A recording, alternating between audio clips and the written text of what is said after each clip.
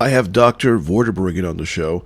He's a very interesting person. He believes that you should be able to forage stuff that you have in your backyard. Dr. Vorderbruggen, how are you? I'm doing all right. It's a little hot here in Houston, but for the most part, that's what summer is like down here. Yeah, I can imagine. Tell us about your PhD, your credentials, and how does that all work into what you're doing now with the foraging? Oh, wow. Thanks. Yeah. So, from the education side, I have a master's in medicinal chemistry and a PhD in physical organic chemistry. So, I don't make the molecules. I figure out which molecules are necessary to accomplish a particular task. The original plan was to go into pharmaceuticals, but I ended up here in Houston, and the oil industry threw a ton of money at me. And so I spent 18 years developing environmentally friendly replacements for traditionally less friendly oil field chemicals using my knowledge of natural products. My first patent was using cinnamon as a corrosion inhibitor. My last patent in the oil industry was mimicking oyster shells to coat sand to prevent the dust from coming off and causing silicosis. So I've always been I jokingly refer to myself as a chemist raised by wolves. So it's all about what nature and how to access nature, and more recently, the medicinal properties of natural plants. Okay. Why is foraging so important to you, and why should people even care about this stuff? Because that is how we evolved. If you think about humans, we are an ancient designed body trying to live in a modern world. And quite frankly, a lot of the ease of this modern world is causing all sorts of health problems in us. You can trace back everything from the mental deterioration to heart disease and diabetes and all these sort of things, just to the fact that we aren't doing what we evolved to do. One of them, walking around outside gathering food. Okay. I know the accessibility of food and this very easy life kind of leads to diabetes, being overweight, heart disease, and all this other stuff. But how is foraging and food security related? That's a good question. So let's take it in several parts. First off, if you are trying to survive purely by foraging, you're going to run into a lot of problems. But that being said, just because there's not enough wild stuff for everyone on the planet right now, what I usually try and do is get people to start with replacing about 10% of their diet with wild foraged foods. Most people can do that. They have access to their property, friends' properties, things like that, where they can get stuff and just start replacing a salad every day or something like that. The key for food security, when it really comes down to it, though, is calories. The wild plants and mushrooms are great sources of vitamins and minerals and antioxidants and medicinal compounds. It's calories where you come into problems. And for that, what I try and get people to learn are the seeds, the nuts, and the tubers and their location that will supply them with calories. And from there, they start realizing, yeah, this is awesome. We can start gathering these seeds. And I've let loose a kind of an army of Johnny Apple seeds, but in this case, it's Johnny Lamb's Quarter seeds and Johnny Canna Lily out there, kind of guerrilla gardening their locations with calorie-producing wild plants. And through that is where they start getting more of their security. On your website, I did notice there's a lot of iconography or motifs pointing to the medicine man. In your words, who is the medicine man and what does it mean to you?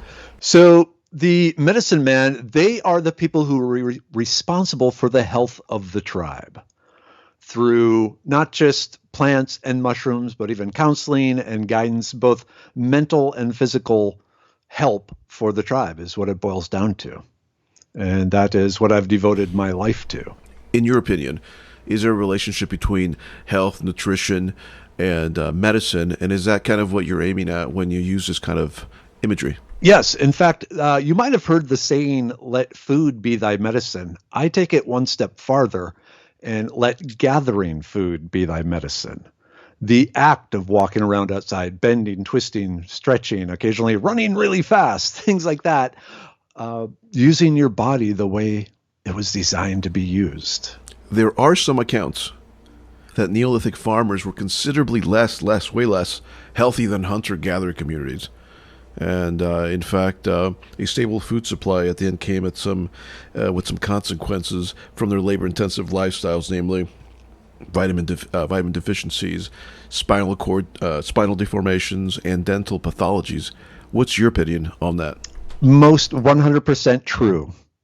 If you ask me, I think we really made a mistake moving over into agriculture.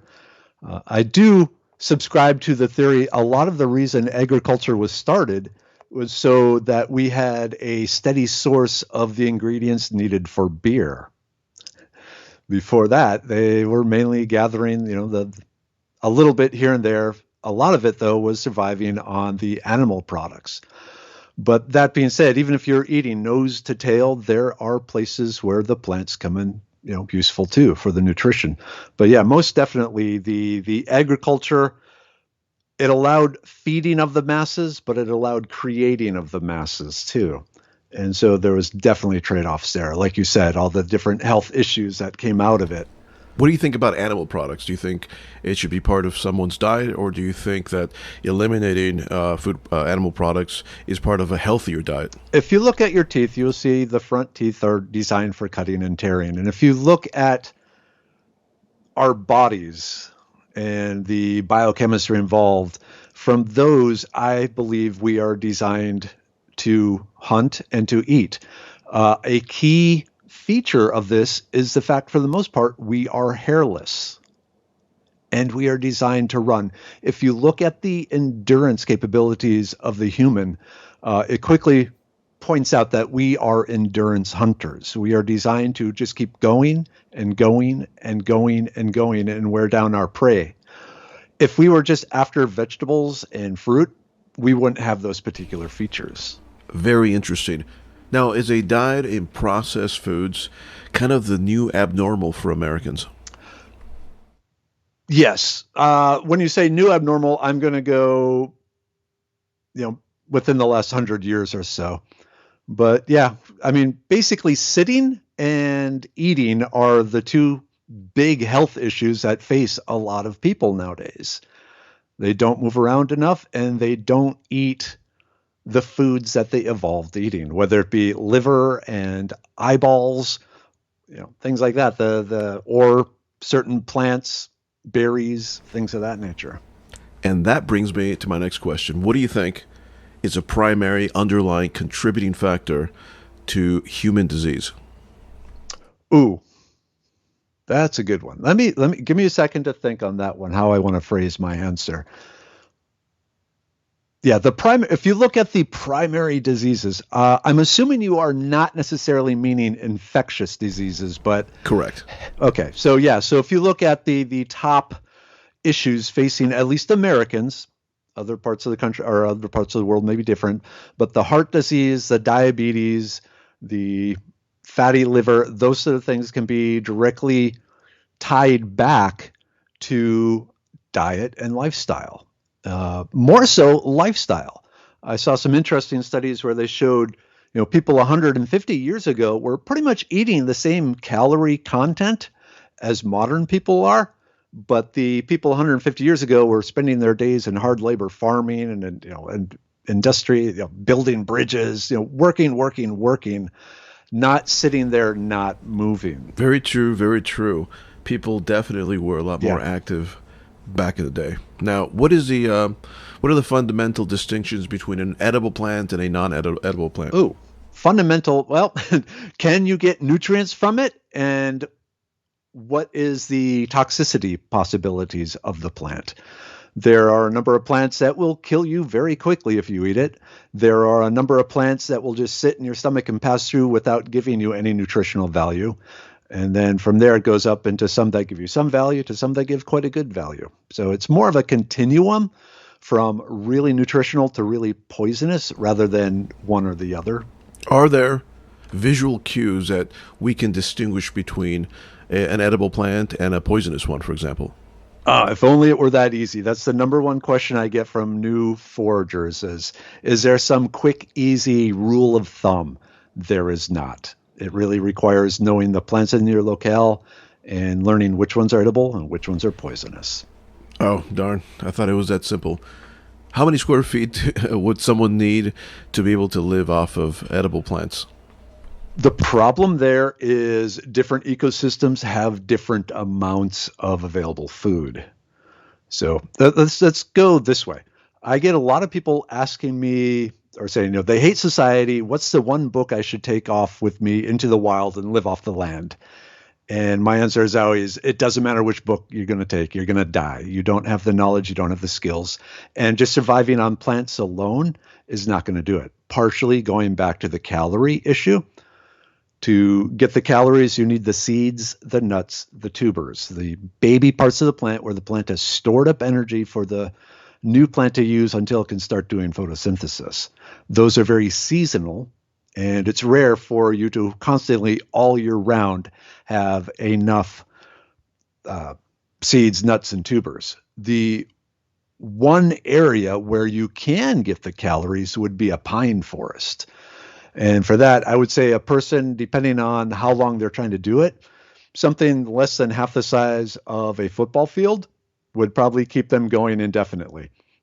Because the inner bark of the cambium, or the inner bark of the inner bark of the pine tree, the cambium layer, has between 500 and 600 calories per pound. And the pine needles are loaded with vitamin C.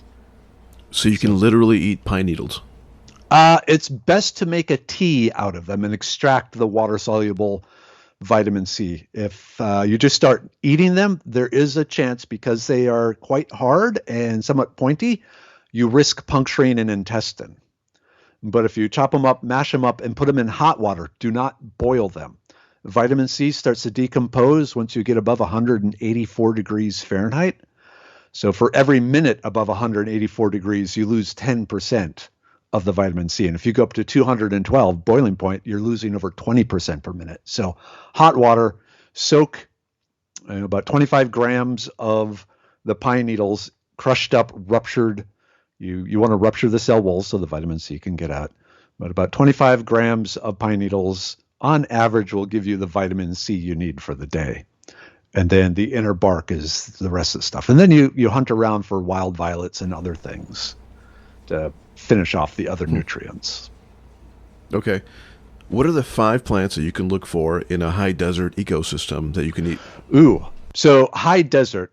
The first thing is look for the arios and the riverbanks, and you're looking for the different cacti. All cacti fruit is edible, but not many of them actually taste good. So the ideal ones would be things like prickly pear cactus, where the pads are edible, the flowers are edible, the fruit is edible, the seeds of the fruit is edible. And then sargasso and horse crippler, those are the ones you're looking for. Okay.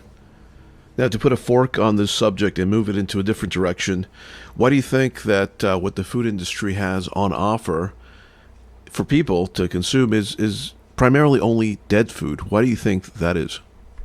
Because shipping and transporting food, well, from the harvest to the person's plate, it's a long process.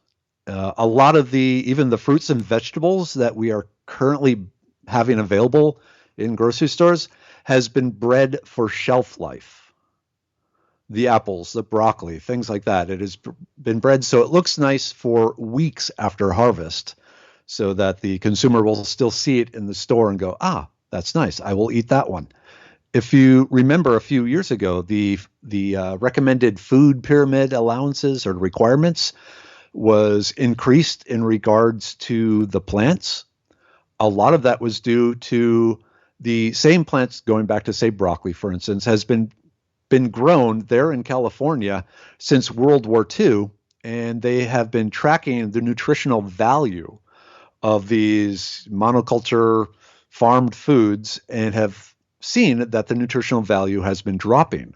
So to get the amount of vitamins and minerals and so forth you need, they have been increasing the amounts that you have to eat each day of these things. Part of that is due to the continuously growing of the plants in these big farms has drained the soil of the micronutrients needed to then produce the nutrients in the foods.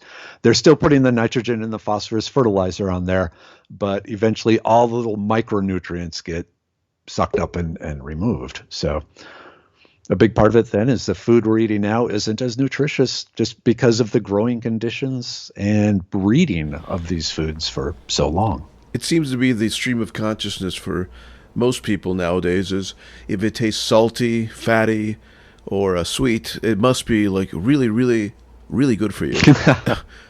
Now, why is it that people feel the need to eat this stuff? Again, going back to evolution.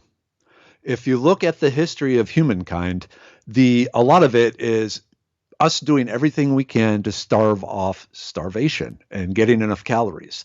Here in Texas, in the West Texas, in the desert areas and the dry areas, they had what they called second harvest, which was after eating, say, the fruit of the prickly pear, which has a lot of high protein, high calorie seeds in it. The next day they would defecate and let it dry for a week or so, and then go back through their feces and pull out the seeds and reconsume those as a way of trying to get the calories they need. Every culture has figured out that, or every culture that has ready access to fish has figured out if you catch a bunch of fish and put them in a clay pot and set the clay pot in the sun for 6 weeks or 9 weeks, 2 months, something like that, it decomposes and rots into a fish oil that is very high in calories and relatively safe to eat. So we have been constantly searching for calories. This has been woven into our DNA that when our tongue, when our stomach, when our brain senses a high calorie food or salt, getting salt was easy for those along the coastal areas, but inland it became more difficult. So the fats and the salts and the calories and things like that triggered the body to say, okay, now eat as much as you can of this because you don't know when you're getting it again. Is it safe to say that the food industry, in a sense, for lack of a better word, really, biohack our taste buds so we could eat this kind of stuff? I would say yes. If you think about it, their goal in the end is to sell product. Frankly, sugar, it's almost like cocaine in the brain, and fats, it's almost like cocaine in the brain. The brain says, yes, this. And so if you give that to the consumer, even though their willpower says, I shouldn't eat much of this, their caveman body says, oh my God, eat all of this. Eat it fast, fast, fast before anyone else gets it. What do you think people should do to kind of avoid that whole panoply of issues with this kind of food and being away from it? Do you think people should alternatively forage food and kind of use that path in a way to get healthier? In a way. So part of the issue is still the movement doesn't match the calories. If you think about all the gym workout and all that, that is just people trying to burn the calories, build muscle mass. One of the great things about increasing muscle mass is that muscle requires more calories to survive. So I would put weightlifting and building muscle mass above a lot of just cardio or bicycling if you're just trying to burn the calories. But it'd be great if you could rewire your brain to say, don't eat as much of this stuff. And there are things like filling up on 0 calorie stuff where you're just too physically full to eat more is definitely the caveman way of kind of suppressing the appetite. But in the end, it's move more. Move more and eat less, I suppose. Yeah. Or fill up on celery and things of that nature. And so you don't have room for the other stuff. Reminds me of what Kevin Smith, he's a famous director, if you don't know, listeners, of that movie from, I believe it's 1993, Clerks. He did this thing called the potato diet where all he does is eats potatoes for, I don't know, like 30 days. And because he was stuffing his stomach with potatoes, he didn't have enough food for all the crappy stuff. And he actually lost like 150 pounds, something like that. Yeah, and then you have a lot of fiber and some good mineral contents. Potatoes are surprisingly healthy. It's just a matter of eating enough to fill up. But there are certain things you can do also to slow down the absorption of the sugars and stuff from the food. Prickly pear cactus or okra, any of the slimy foods The slime actually really likes to bind to sugar. And then instead of having the sugar quickly pass into your bloodstream and spike your sugar content, and then you get all the insulin issues and all that, by mixing the slimy foods with high sugar content foods, you grab onto that sugar, only slowly release it. So you get kind of a steady state release of sugar rather than the spike. And then same thing with potatoes, because in your gut, the starch is being broken down into sugars. Starch is just a bunch of sugar molecules linked together. So, in the famous scene of where the protagonist of the movie Into the Wild famously eats a plant that he thought was edible, and then somehow he realized that it wasn't in fact edible. He dies and he passes away. Really, a lot of this stuff is kind of what nightmares are really made of for people, and the reason why a lot of them shy away from foraging their own food, because they're not confident in what they're eating. What do you think about that? Okay, let's back up 1 second, though. Supertramp, the guy that starved to death. The foragers, professional foragers, hate that book, Into the Wild, because basically John Krakauer, in our opinion, got to avoid the legal things there, but in our opinion, he was wrong in what he's saying about eating those beans. That being said, well, the evidence is that Supertramp, I can't remember his real name, but he just starved to death. He was ill prepared for what he didn't have the knowledge he needed to survive. That being said, yes, the number one thing that I find with my students is they are afraid. They'll match all the structural features. They'll everything looks right, but they're still afraid because they think if they eat the wrong plant, they will die. The basic rule of thumb with plants is you want to match at least 5 structural features of the plant versus whatever guide you're using. And at that point, nibble a little and you'll be okay. My biggest part of being a foraging instructor is holding people's hands as they finally try the plants they think they know and show them, yes, you were right. You know this. Now that is very interesting. I didn't know that Supertramp from the book Into the Wild was not looked upon very fondly by the foraging community. Turning to a different subject now, what do you think about the act of foraging? Is that very important, and is that a contributor to a healthy lifestyle? So besides the nutritional value, and I touched a little bit about the bending, the stretching, the digging, the carrying. Here in Texas, if you're out the day foraging, you're probably carrying a gallon and a half of water with you, which weighs a lot. So you got that going with you too. But beyond that, there's some other neat mental and physical side effects of gathering food be thy medicine. So one of them, it's been shown that the more time you spend walking on uneven ground, the more or the stronger your brain will be, and the longer this brain strength will remain. So it helps stave off dementia and Alzheimer's and things like that. So the fading brain in old age. The main reason for this, from what science has determined, it goes back to the amount of stimulation the brain evolved needing. When you're outside, you are using all your senses to interpret the environment. At least the cavemen were, because there were risks. They had to worry about, saber-toothed tigers and other cavemen and things like that. But walking on uneven ground has been shown to really stimulate the brain because you are constantly doing micro adjustments to keep your balance, to avoid slipping, to avoid tripping, to avoid stepping on a sharp rock. So your brain is taking all this information the way it evolved to be. And it's like exercise. It's like doing Sudoku or learning music or learning a new language. It's another form of brain exercise.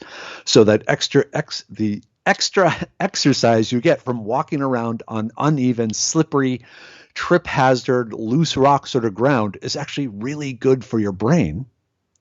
Another thing it's really good for is your sense of balance. And one of the things they've showed, a side effect then of the improved sense of balance is as you get older, you are less likely to fall and break a hip because you have those recovery mechanisms already hardwired into your muscles. If you're over the age of 70 and you fall and break a hip, that is practically a death sentence.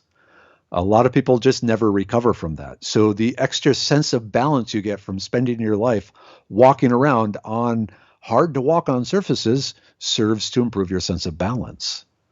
Another thing it does is strengthen the core muscles because that's what you're using to maintain the sense of balance. And by strengthening the core muscles, they can show that directly correlates to overall health. The stronger your core muscles are, the more they've been worked out. I'll tell you, you walk around outside on a rocky side of a hill where there's loose rocks and so forth. It's like doing a whole bunch of abdominal crunches as you're just trying to keep your balance. So all these things pull in. Walking around like we did as a caveman is what we designed to do, what we evolved doing.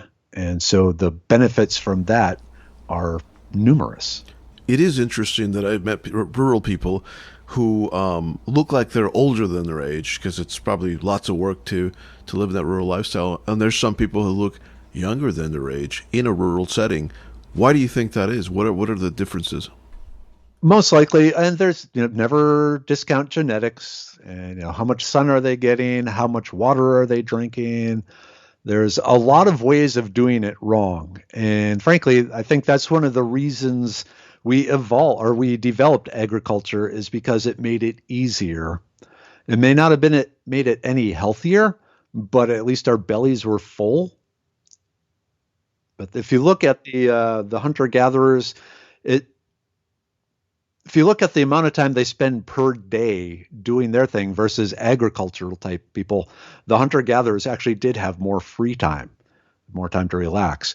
But also, it's very hard nowadays to live a true hunter-gatherer lifestyle. That is pretty interesting. It also seems to me that if you're a forager, you have to coordinate with other people, and I assume that that's part of the health benefit to foraging.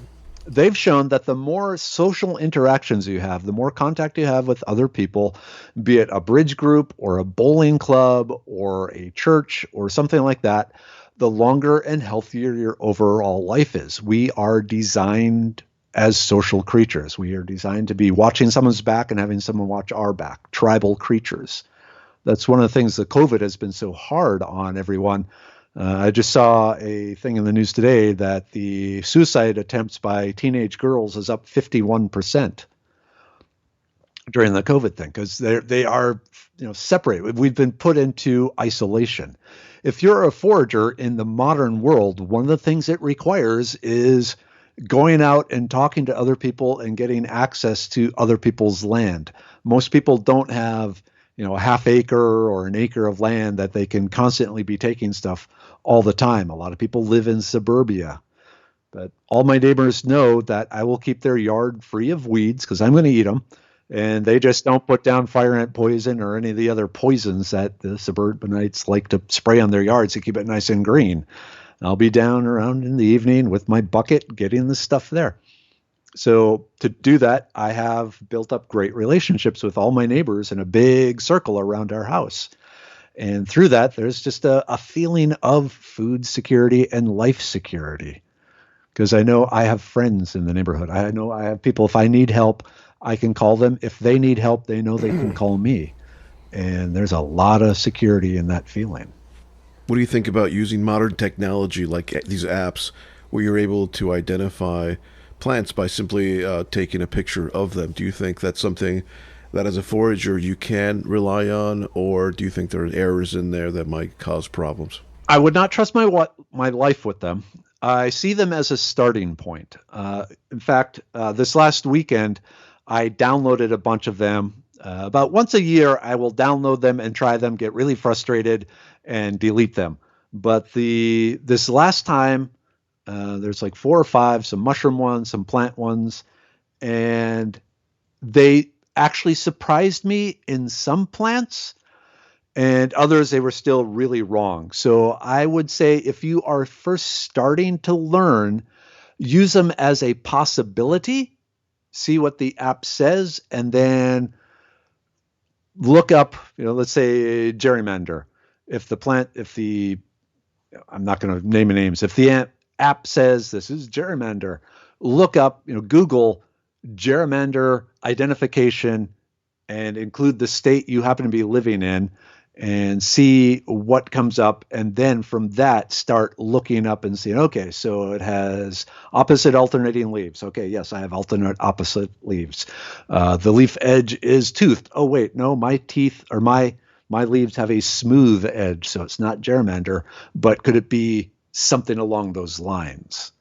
So it's a starting point, but don't trust it 100%. Don't trust it 50%. Yep. I know some people have described plants and edible plants as our external digestive system. Now, if that's the case, do the nutrients and the type of soil matter, and does that make a big difference in the type of nutritional value you can get from these plants? Yes, most definitely. One of the things that people have to look out for is, are they eating an edible plant from a toxic environment? I already mentioned here in Houston, the fire ant killer is a big problem.